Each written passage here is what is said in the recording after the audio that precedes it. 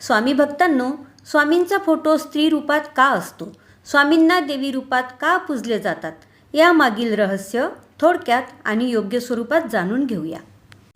ज्याप्रमाणे आई आपल्या मुलांचे रक्षण करते, त्याचप्रमाणे स्वामींनी वेगवेगळ्या देवीचे रूप धारण करून आपल्या भक्तांचे रक्षण केले.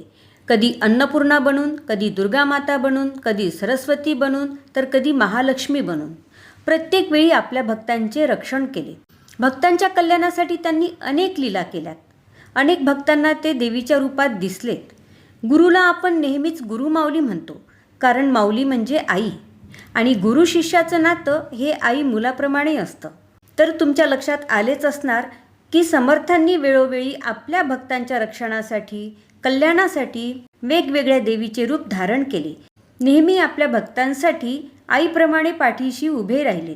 भिऊ नकोस, मी तुझ्या पाठीशी आहे असे म्हणून भक्तांची भीती घालवली.